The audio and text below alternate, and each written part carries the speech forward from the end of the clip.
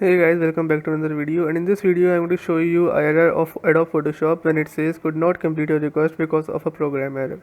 So how you can fix this? Let's get started. First, on the same screen you have to press Ctrl Shift Escape and it will open Task Manager. In Task Manager, search for Adobe Photoshop, right click on it and then click on End Task.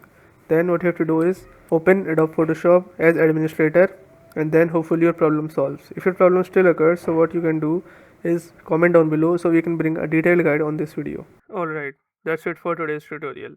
I really hope this video helped you solve your problem or learn something new about your PC. My goal on this channel is to make everything about computers simple and easy, whether it's fixing errors, downloading software or any game, boosting performance of any Windows or any game, or understanding new tools. If this video was helpful in any way, don't forget to hit the like button because it really motivates me to keep bringing you more useful content.